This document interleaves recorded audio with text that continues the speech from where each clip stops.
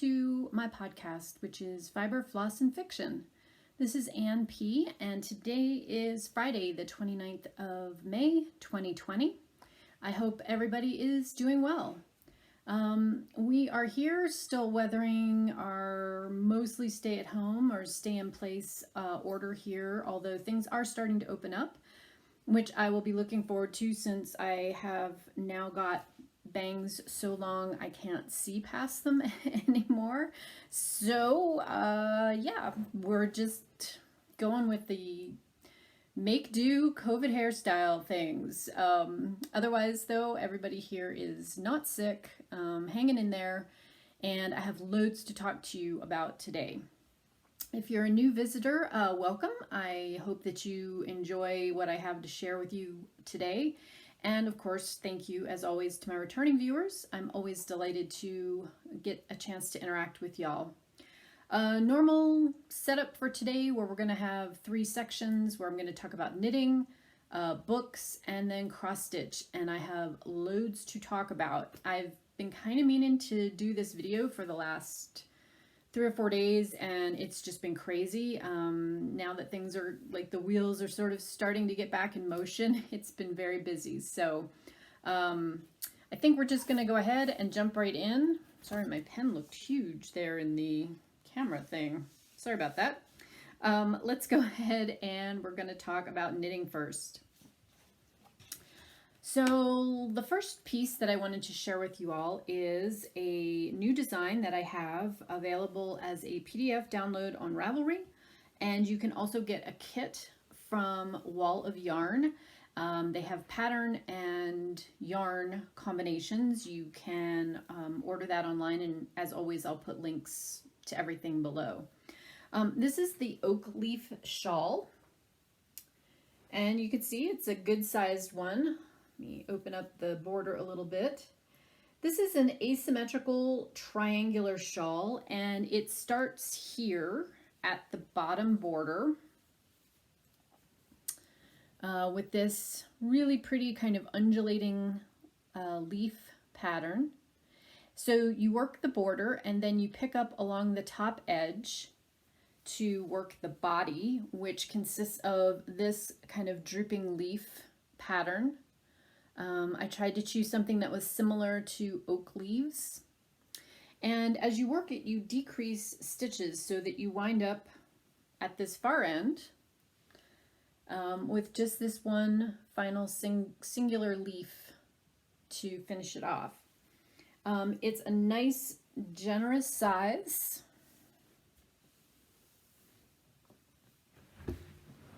So here it is standing up on me.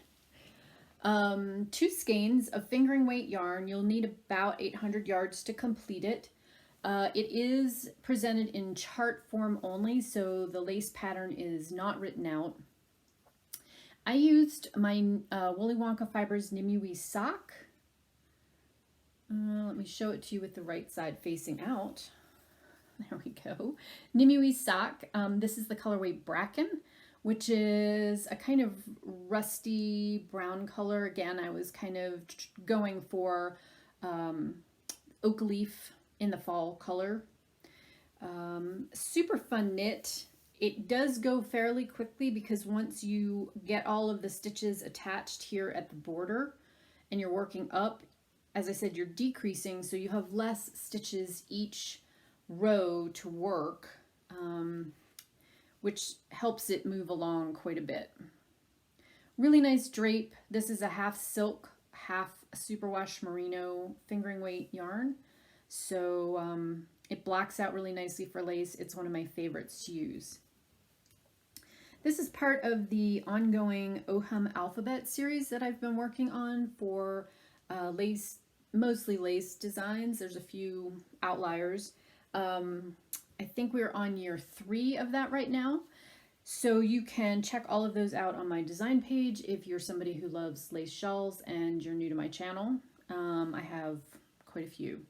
So again, I will put information to the Ravelry pattern pattern page where you can get the PDF download if that's your jam, or you can order kits from the Yarn Guys if you are looking for the yarn and pattern in a print form, or just the yarn. They also have just the yarn, and of course you can pick any color that suits you. So that is my first piece to share with you guys. Now, I have been like super busy working on my 100 days project that has knits involved in it. I actually have 4 finished pieces to show with you guys. I recorded last on the 15th, so 2 weeks basically. Here's what I've gotten done. 3 hats. The first of which is the Turn a Square hat. This was one of Jared Flood of Brooklyn Tweed's first patterns that he designed, and it's called that because you finish off the top, it makes a square pattern with the diagonal decreases. Worsted weight, I used scraps. You'll probably recognize if you've watched my other videos, the blue and the kind of burnt orange colors are ones I made hats out of already, as is the brown. I had a whole skein of the green. The green and brown are Brooklyn Tweed Shelter. The orange is Favor Aaron from Sincere Sheep, and Imperial Stock Ranch, their worsted weight is the blue. So the pattern is written to use up scrap yarn, which is basically what I did. I do still have some of the green left. So a nice stash buster pattern. Then I cranked through 1 skein of DK weight yarn. This is Rowan's Yorkshire Tweed DK. I'm not sure it's still produced anymore, but their felted tweed is very similar. It has slightly different fiber content. This is 100% wool, and I had 1 skein left of it. So I knit Helen Stewart, or Curious Handmaid's How Quiet hat, which was part of her Advent collection.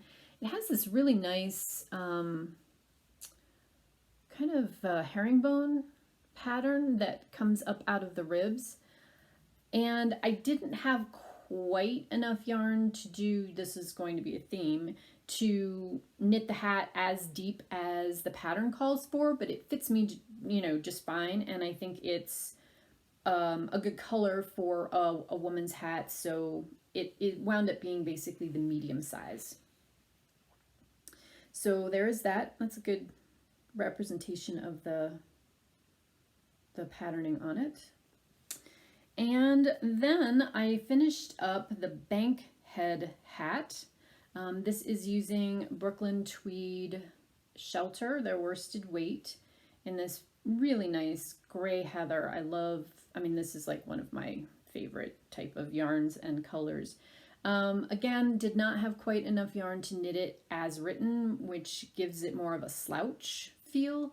So I shortened the depth of the ribbing, and I also shortened how many rows I did before I did the decreases on the top.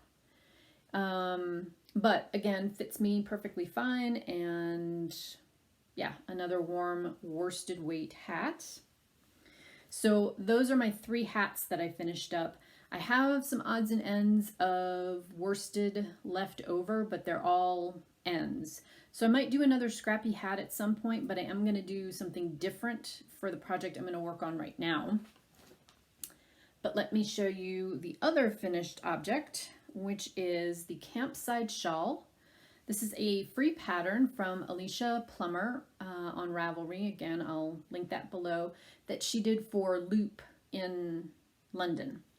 It is DK weight, and let me show you the tag for the yarn. This is, I think it's pronounced Alta, and the yarn brand, or the yarn name is Truth, which is their DK weight. It's 80% merino and 20% baby alpaca. I had gotten 3 skeins of this in a gift through like a knit swap type gift. Had never worked with this yarn before, but really liked it. It blocked out so beautifully. Hang on, sorry, just want to make sure my husband's okay. He went out for a hike this morning, and he's just letting me know that he's up at 10,000 feet and enjoying himself, and hopefully that's all he'll have to say while we're recording.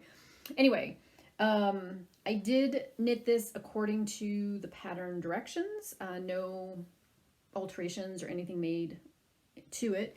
It's basically just sets of eyelets. So you start with them slightly more spread apart, and then they get closer and closer and closer till you get down to the bottom border.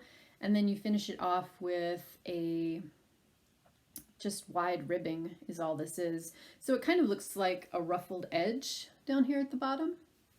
Again, a really good size shawl. And a fairly easy knit. It's got increases here along the center spine and at this top edge to shape the triangle. It's not asymmetrical, it's not elongated, it's just a standard triangular shawl. So very straightforward.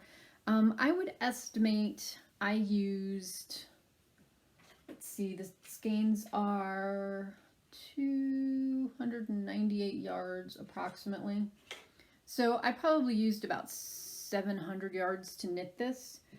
It's super squishy, super warm. I love the color. I mean, it's a great, you know, basic neutral that I think you could throw on with almost anything. I just had to complain a lot while I was knitting it because it was kind of boring. I know there's a fine line between boring and soothing, so pick your poison on that for you, and otherwise an enjoyable pattern to knit. So if that seems like your jam and you've got some DK weight you want to use up, have at it. Okay, last thing that I'm going to show you. Hang on, sorry about that, but we're back. So let's talk about what it is that I'm going to be working on for the next little while. I've decided to cast on for another shawl. This is Casapinka's Breathe and Hope. She just released this, actually, or relatively recently, and again, we'll link it in Ravelry below. It's a 2-color shawl. Got some interesting stitch patterns in it, and it's for 2 skeins of one of each color of a fingering weight yarn. So let me show you what I'm going to be using for this, because I'm very excited about both of these. So for the solid color, I'm going to be using this sock yarn. This is from Supernatural Yarns. It is the Mermaid Sock, which is 100% merino, and it's the colorway is the Hogshead, so it's a Harry Potter colorway. Here is her yarn tag, and I believe my friend Jenny sent me this. Jenny, if I'm wrong, you can correct me, but I'm pretty sure this was one of our yarn swaps that we did that you sent me. This gorgeous kind of red wine color. And then the second skein that I'm going to use is from last year's? I think it was last year's Sincere Sheep Yarn Club that I was a part of. So this is Brooke's Eureka Fingering, which is a 100% Rambouillet, which is a type of merino. It's a very fine yarn, but it's even bouncier than merino. I love working with it. And you really can't find it in a commercial type setting. Small batch yarns, which is what Brooke does, and they're all naturally dyed. And the colorway for this is Telegraph Avenue, which is one of the speckle dyes that she does. So all of this is done with natural dyes and plant matter. It's just really cool. She has some information on her website about how she dyes this type of yarn using natural dyes. And if you like the look of this, she has 3 more days of her club for 2020 that's going to be speckled dyes, and she gives you the choice to pick between fingering, sport, DK weight, or a mix. So lots of good options there. So here is the combination I'm going to be using. which I think is going to be gorgeous. I really am. I have been looking for a reason to knit this yarn up, and I think that this color combo, let's do it that way, is going to be very cool in that it'll be a little less light than this version, but I really like that darker wine color. So yeah, really looking forward to getting that cast on and started this weekend. Okay, so let's see. I'm gonna make a note here so we can talk about books. Next up, I have 6 books to talk to y'all about, so get a drink. Let's start with The Little Shop of Found Things by Paula Braxton. This book was one that I read as part of my book club for the month of May. The premise is that the main character and her mother own an antique store, and the main character sees this chatelaine at an estate sale and purchases it and gets these sort of vibes off of it that the piece is telling her something about the previous owner. And the new antique store that she and her mother bought, it turns out that there's a portal from there to the past into the 1600s. And so our main character gets swept up into that, where she has to go back and right a wrong that has been, what's the word I'm looking for? There is a ghost who inhabits this new antique store, and this ghost is looking for someone to go back in time to right this wrong, and this woman is the person that she chooses. She falls in love, she bounces back and forth through time, she has adventures. If you like Outlander and that is the only type of book you like to read, you probably will enjoy this book. I thought it was a little trite. I didn't love it. I think there are plenty of other time travel / sort of romance / solve a mystery type books. I didn't love this one. It felt very formulaic to me. So, it was an okay read. It wasn't horribly written, but it wasn't something that I absolutely loved. So, mixed reviews on that one. The next 2 books I read, I actually have in print, and I will show you those. Pirate King by Laurie King, and Island of the Mad, also by Laurie King.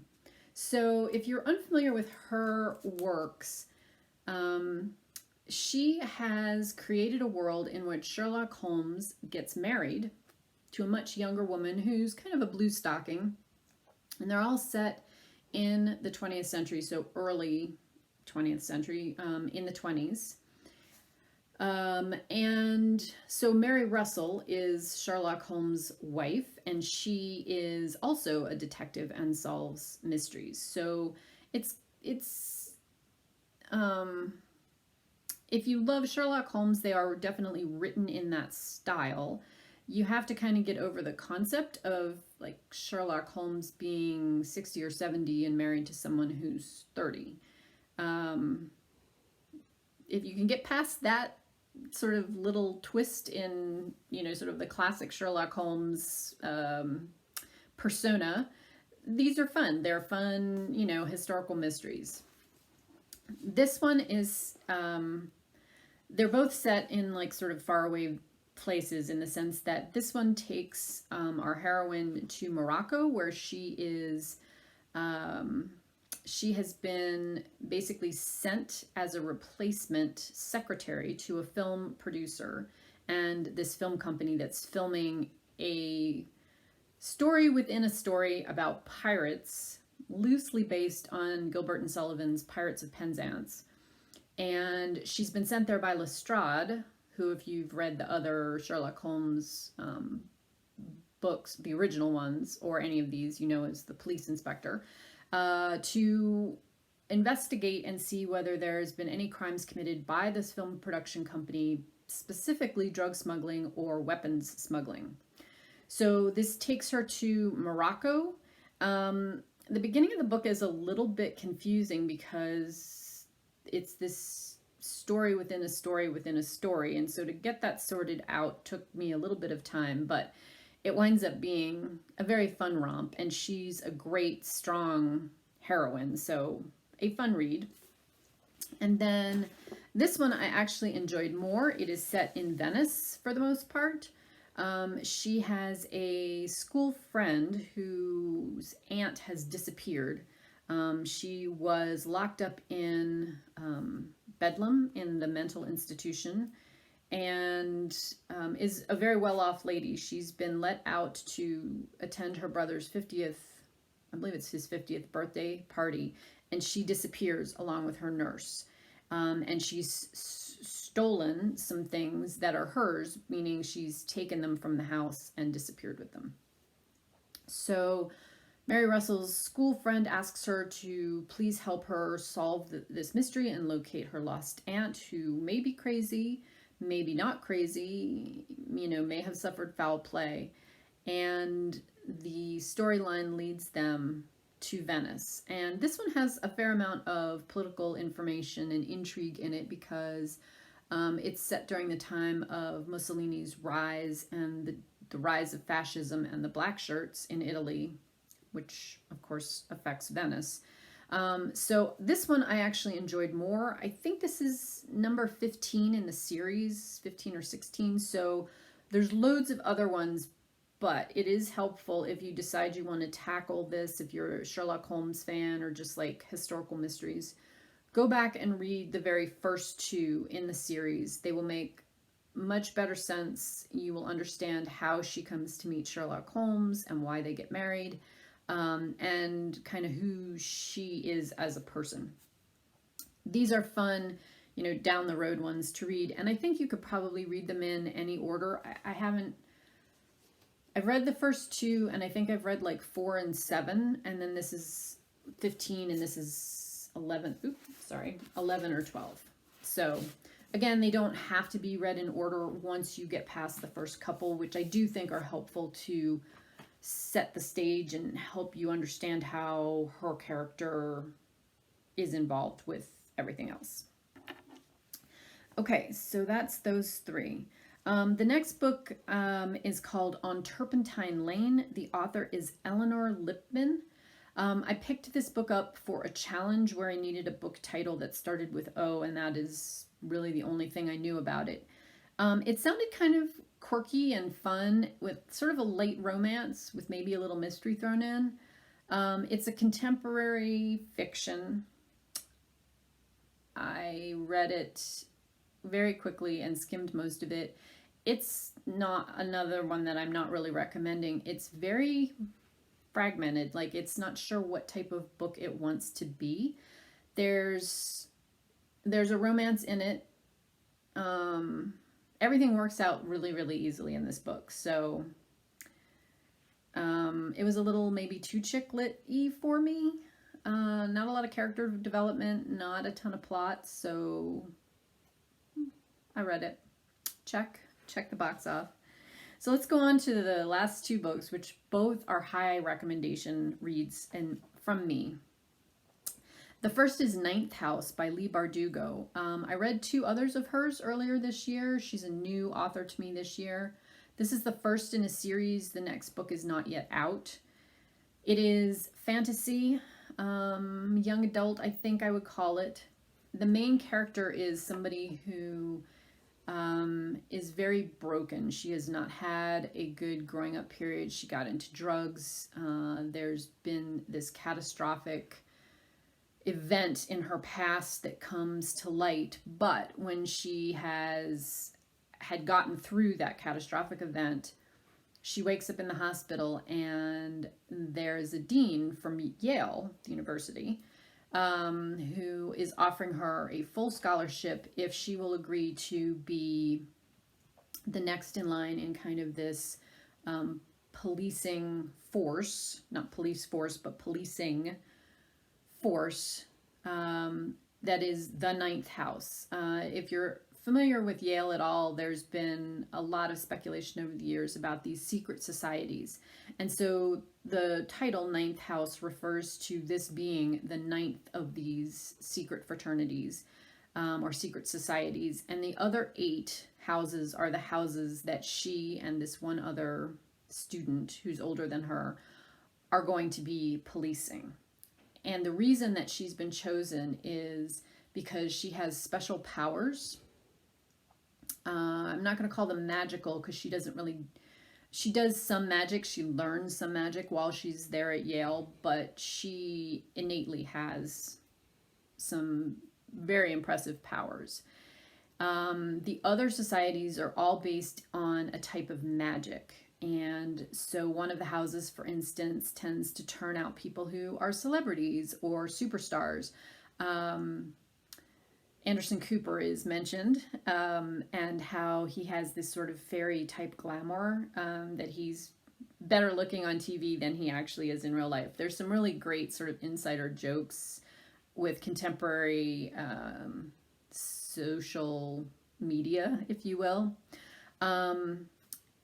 Caveat that this book is not going to be for somebody who has issues with violence or drugs, because both of those topics do come up in this book.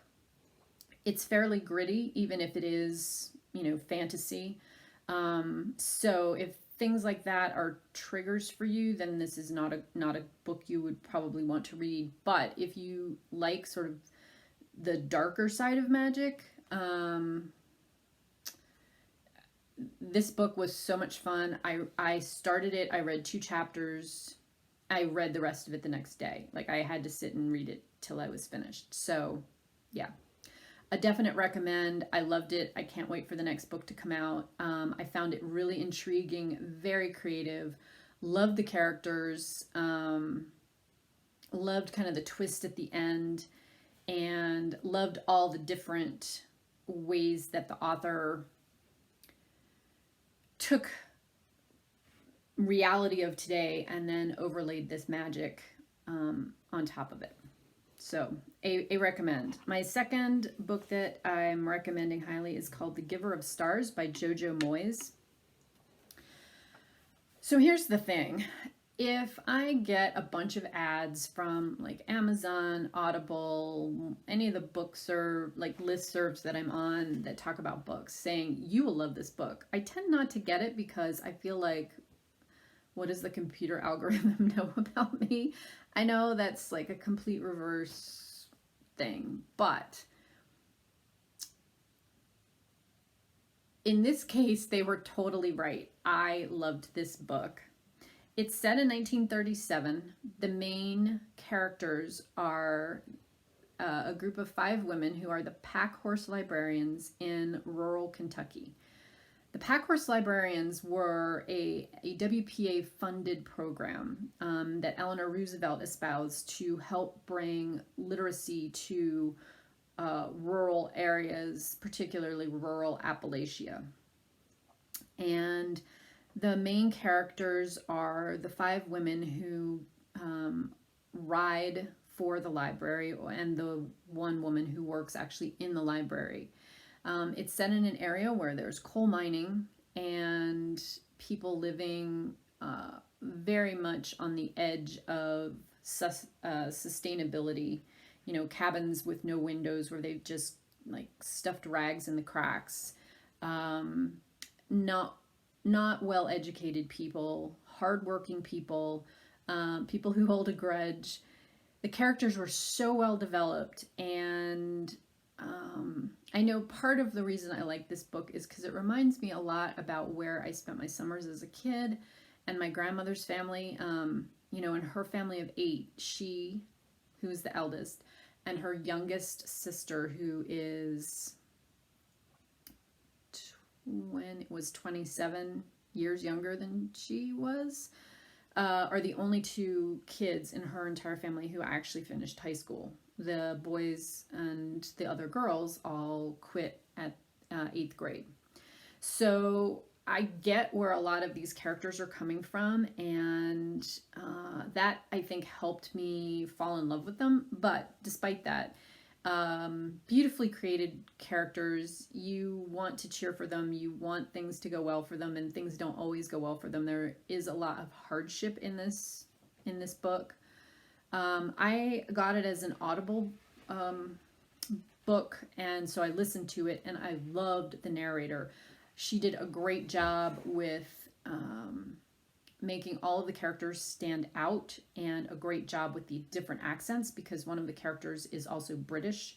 She's married the local mine owner's son, and there's a whole difficult relationship with her husband and her father-in-law, and she's one of the pack horse librarians. So if you like historical fiction at all, I'm going to give this one, 2 thumbs up and 5 stars. I really enjoyed this read. So if you think that might be the kind of genre that you would like, definitely get a copy and have at it. All right, done with books. Moving on to cross stitch. My husband is slated to be home. He said he was on his way, so we'll see. I may have to pause again, and if so, I apologize because I know it gets really broken up. But let's move on. First off, because I got a ton of stuff to share with you guys, let's talk about my finish. This is actually one thing that I pulled out at the end of my mania because I just could not stand that it wasn't finished when it had so little stitches left to be put in it. Brenda Gervais's June wordplay. You might remember I had 4 of these left. I now only have 3. This is stitched on Jodyri Designs 28 Count Brittany in the colorway Winter Frost. And I used all color and cotton color conversion to stitch mine. Here it is. Love it. So much fun to stitch this one. I love all the bright reds and navy blues. Those aren't even colors that the red is not necessarily my color I gravitate towards, but I loved stitching this. So much fun to do. So this is done. I'm going to try to get it fully finished this weekend so that I can display it on Monday when we click over to the 1st of June. So you'll see another one of these up in plans because I've gotten the remaining 3 really close, and I would love to get them done sooner rather than later. So that's my one finish to share with you guys. Now, I did want to let you all know I did complete the 13 projects that I wanted to put 1,000 stitches each on for Stitch Mania. So I got 13,000 stitches put into various whips this month, and I have a new start. So let me finish showing you those because I did work on quite a bit of stuff. All right, next up is then another wordplay. This is the December wordplay. Doing this again with color and cotton floss in my own conversion. This is a 32 count linen from Picture This Plus in the colorway Valor. Had some issues with this one. I had to stitch the word December 3 times because I spelled it wrong 3 times, or twice anyway. But it is now spelled correctly, so we can move on with this one. I had some other stuff I had to rip out because I had put in the tree that's underneath the Santa, but of course when you're missing 2 letters from the word December, it's not placed correctly. So whatever, I don't know. So there's where that one is. That will be back out again. It's on at some point, it is on my list to be finished this year. And then I worked on Which Way and put another 1,000 stitches into this. You'll remember, if you've been watching me, that I finished this top row last month, and so I came down to this page and worked on this big old full moon and some of the background here in that. I'm going to work back across this way. I believe there's 12 pages to this one, or 12 full pages and then a few down here at the bottom. Be helpful if I showed y'all what it looked like, eh? So I basically have it done across here. So this next band is going to be here. I know this page I'm working on has the top of the cat's head, but I basically filled in this part and worked on some of the greens that are in that crazy colored sky that I love. So this is a nice one to work on when I'm trying to get some decent stitch counts, because there's lots of sort of color blocks in this, or at least in this page. So I've met my goal on this for this year. It may come out again, maybe. I think I have it slated for some things in October, but we'll see when we get there. I have a couple other things I could work on for various prompts at some point as well. All right, next up, I put 1,000 stitches into my Dimensions Gold Collection Petite. That is Christmas Morning Pets. This is a kit, so I'm using the kit Ada, the kit Floss, all that good stuff. And this one is, you know, how all the Dimensions kits are. They just, you're like, oh wow, I put 1,000 stitches into it and you're still not done. I've decided that this is going to need to come out for probably a few hundred stitches every month until I get to the end of the year, because otherwise it's not going to get done. I just to sit and work on it and put 1,000 stitches in and then walk away and think I'll get back to that.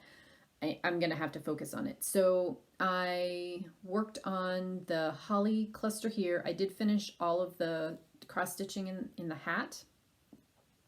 And I worked on filling in up here, which is part of the like fluffy part of the Santa hat. And I brought the dog's outline around just to, so this is the bottom of the design and this is the top. So I've got this side, like this section here kind of mapped out. I need to finish the curve of the dog and the hat that comes around here, but this will be out again for probably 500 stitches in June, just to put some time in on it, get some progress on it. It's a good travel piece, and my husband and I are going to try to go camping for a couple of days just to get out of the house. So if we manage that, that will probably go with me for that. Next up, 1,000 stitches into A Long Winter's Nap. This is the ornament version. I know there's some other folks who are working on the full rectangular version. Artwork by Dona Gelsinger and then charted by Heaven and Earth Designs. And got some good progress on this one. So obviously working on this page right here. That's his cardigan. It's his arm that comes down and the rest of his plump tummy. So my goal for this one this year I have not yet met. It's the only full coverage piece I have not yet met the goal on, and that's to finish this page, which it'll be out again for me to work on, just not right now in the dead of summer. Well, almost the dead of summer. So look for that one again to be out this year, and I'll get some more progress on it. Both that and this one's at about, I think, 28%. Which Way is just over 30%, so feeling good about those. And then I also worked on my Celtic Wheel, which is a Joan Elliott design. It's in the Bewitching Cross Stitch book here. And this is what it's going to look like when it's done.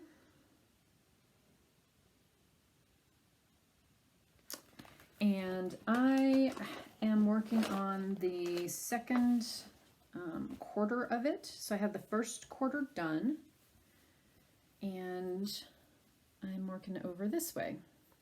This is on Color and Cotton's Evenweave Sampler Gold, and I'm using a DMC, called for DMCs. So I finished the snowdrop here for in bulk. And I need to do the flower that's up here for Yule, and of course finish all of the braid that comes down there. Finishing this page, which is the upper corner, and finishing. So I will be at the halfway point is what I'm trying to say,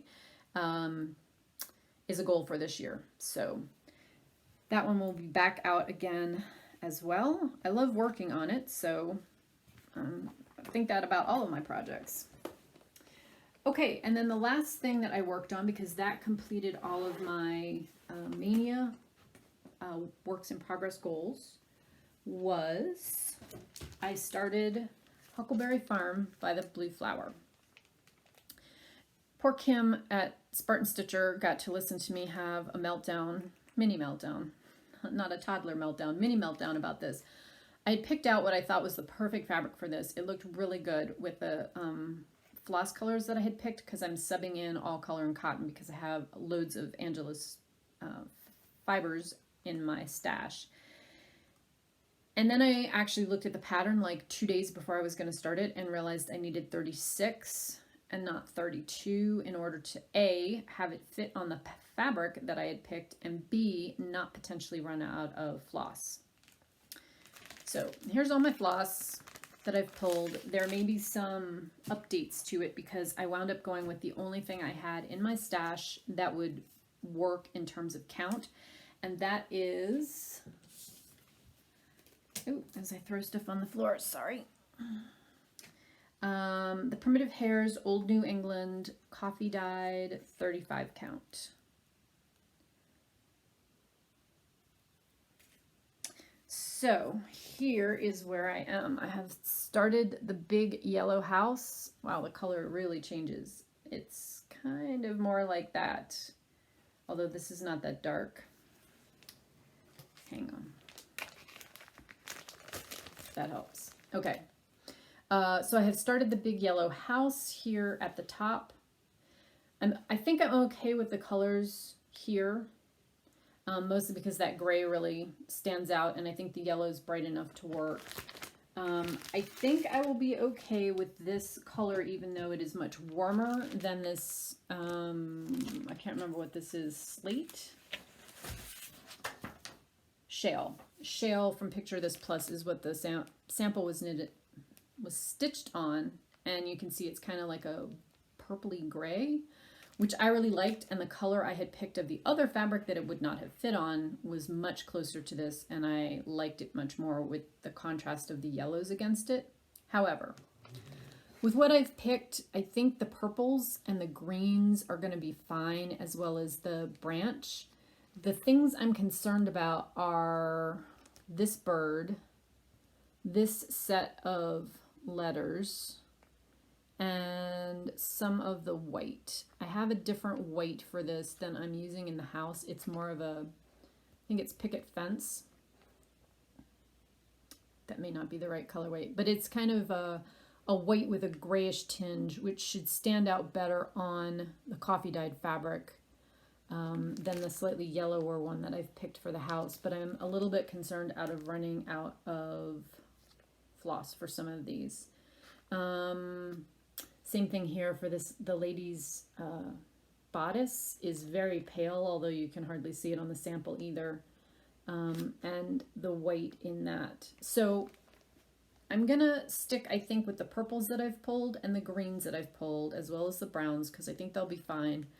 And then if for the smaller things I need to sub in or out a slightly darker or slightly grayer color, then I can do that. I have plenty of options, and I can always default to some DMC. So anyway, so that has been started, and I'm very much looking forward to working on that, since that will be out for a challenge prompt from Semi-Stain Stitchers in June. The other things I'm going to work on in the next week, I've decided that I would like to get one more of these word plays done, and I have a few more days here in June to do it, if I can find the cover sheet. So I thought I would pull out the November word play and see if I can get that done. And that would just leave me December, which you saw, and May, which is in a previous video because I worked on it for Mania. I really do not have much left to do on this. I have to finish the body of this pilgrim woman, finish the body of this pilgrim man, and then I have a big pumpkin to put in here, but I'm pretty sure I can get that done this weekend. So I thought I would work on that, see if I can get that accomplished before we tick over into June. And then I'm hoping to be back the first week of June to talk to you, well, that weekend, whatever that is, the 6th, something like that, 5th. Yeah. To talk to you guys about the rest of my June plans. I've got a bunch of full coverage things that I'm going to be working on. Once Upon a Fairy Tale will be back out again to work on for the Full Coverage Fanatics Around the World prompt, where we're visiting Germany because Grimm's Fairy Tales was originally in German. And a stitching shelf will also be out later in the month. We have a Shakespeare-based weekend challenge that's for the summer solstice.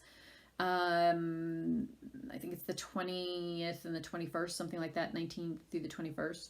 And I'm going to be using Stitching Shelf for that because a rose by any other name would smell as sweet, and that's got loads of roses in it. If you're interested in either of those challenges or any of our ongoing challenges, please visit the Full Coverage Fanatics Facebook group. Say that 3 times fast. And join us over there. We've got some fun stuff planned and another fun event that will be announced in early June for our July event that will be somewhat different than we had originally planned, because originally it was going to be themed on the Olympics. And since that has been postponed, we've opted to do something different, but there will be information on that next time I talk to you. So I think that's it. I think this is going to be a long one. I'll have to put these 2 pieces together, but thank you all for sticking in there and watching all of this with me. I hope that you've enjoyed it, and I hope that you're staying safe and well, as are your family and friends. It's just crazy times right now, so hopefully you're finding some solace and quiet time in your crafting. So have a great weekend, everyone, and I will talk to you soon. Take care.